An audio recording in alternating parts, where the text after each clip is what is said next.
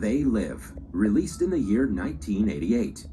The story surrounds a homeless man named Nada who arrives in Los Angeles from Colorado, hoping to get a decent job. At the beginning of the film, he makes his first stop at the employment office that is flooded with people like him.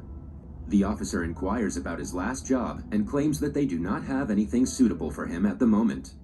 Unemployment has hit the lower and middle classes because of economic decline.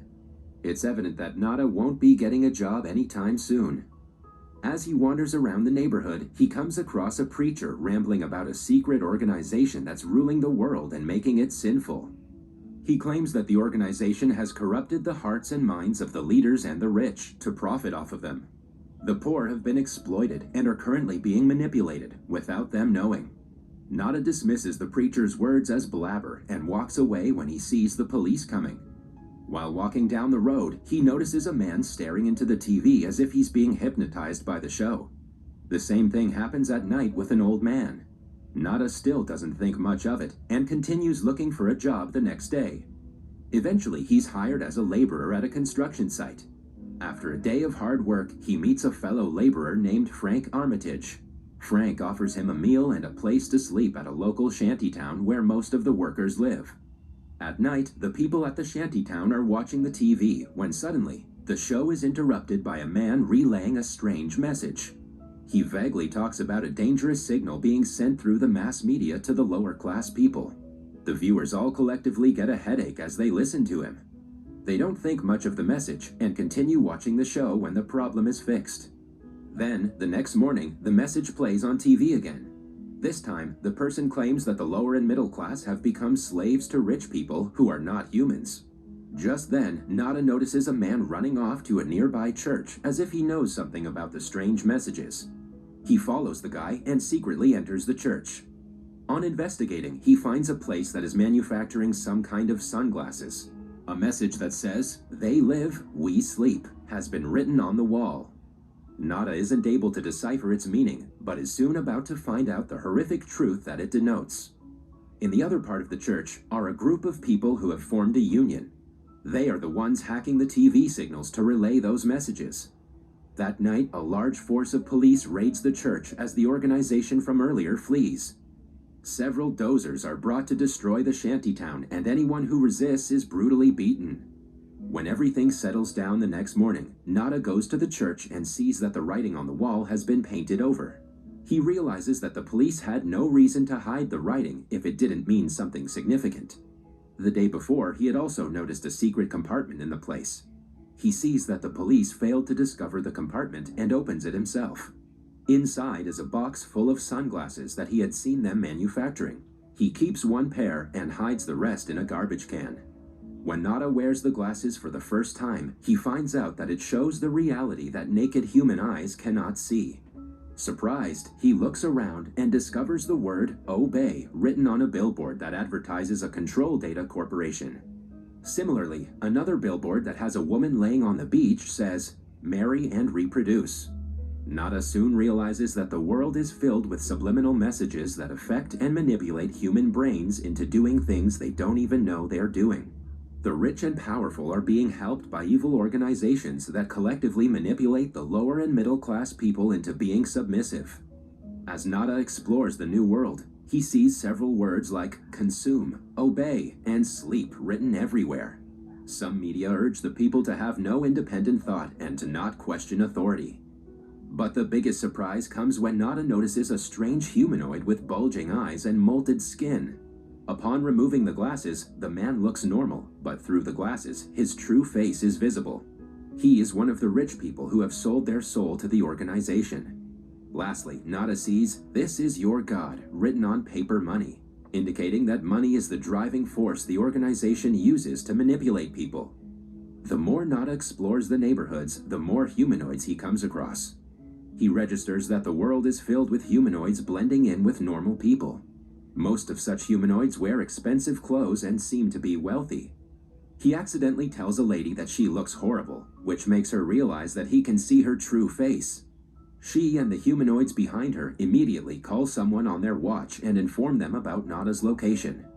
A while later, two humanoid policemen find him and ask him where he got the sunglasses. They try to reel him into being one of them, but Nada doesn't want to join the organization. He's also well aware that if he refuses, he will die. When the men are distracted, he attacks them and kills them all before escaping. While on a run, he enters a local bank filled with humanoids. Knowing that he's about to be killed one way or the other, Nada makes the first attack, firing on humanoids randomly. He then sees one of them disappear after twisting a watch. Before being caught, Nada flees the bank and ends up in a parking lot. There, he finds a woman named Holly and holds her at gunpoint, asking her to help him escape the police. The woman does as told and brings him to her house in the Hollywood Hills. Nada tries explaining the truth to her, but Holly remains unimpressed. She refuses to wear the glasses or believe anything he says. She also pretends to be sympathetic, but slyly pushes him down her window and calls the police, unaware that they are the bad guys. Nada somehow manages to remain hidden through the night and goes to his workplace the next morning. He secretly meets Frank and tries asking him for help.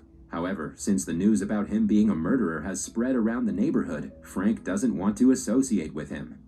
Nada explains that the people he killed were not humans, but Frank remains uninterested in his story. To prove his innocence, Nada returns to the alley where he disposed of the sunglasses. After retrieving them, he goes back to Frank and urges him to wear them. When he refuses yet again, they get into a fight. Nada forcefully makes him wear the glasses.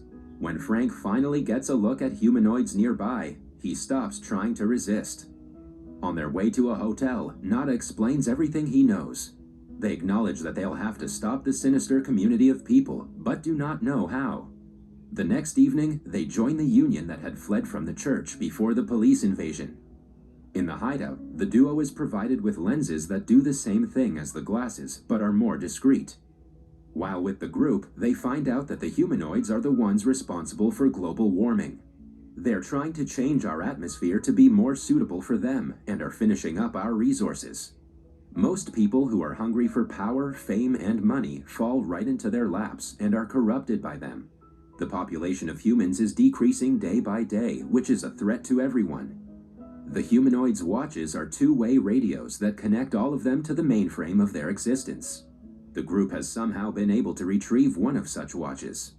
The leader of the group claims that the best way to end the sinister beings is by revealing their truth to the world. They can do this by destroying the radio signal that delivers the subliminal messages to all humans through mass media. If they're able to destroy the signal, people will be able to see the real faces of humanoids even without the special glasses. A while later, Holly also joins the community, having found the truth after wearing the glasses that Nada left behind. She works in a broadcasting company and knows about a possible location where the humanoids might be broadcasting subliminal messages from. Nada thanks Holly for believing him, but as they talk, the place is raided by the police. They have been ordered to kill every rebel and finish the organization as a whole. The police force also consists of humans who have been told that the community they're attacking are government haters and terrorists. Many people die in the encounter, but amidst the chaos, Nada and Frank manage to escape into an alleyway. When they press a button on a humanoid watch, a secret portal appears on the ground.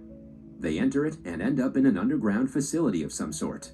The place consists of high passages and heavily guarded areas. In one of the rooms, the humanoids are throwing a party for their human collaborators. The announcer tells the attendees about the raid that just took place to kill all the rebels on the West Coast. Everyone claps at the good news, while Nada and Frank disguise themselves in the crowd. Suddenly, a humanoid who has recently been sold to the organization approaches the two. Thinking that they're the newcomers, he shows them around the facility.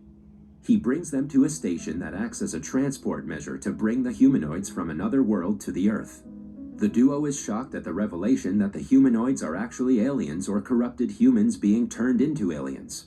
Following that, they're taken to the studio of a local TV station. It turns out that the station is the source of the signal that corrupts people's minds with subliminal messages. When asked for their identity certification, Nada and Frank shoot the guards dead. Soon, an alarm alerts everyone of their presence. The two find out that if they shut down the signal disc on the roof, the messages will stop and people will be able to see the humanoids' real faces. While running down the studio, they find Holly, who had somehow survived the police raid earlier. She brings them up to the roof, where a disc is broadcasting the subliminal signals. As Nada runs up, Holly pulls out a gun and presses it against Frank's temple. It is clear to him that she has sided with the humanoids, but before he can do anything about it, she kills him. Nada is seconds away from destroying the broadcasting antenna when Holly points her gun at him.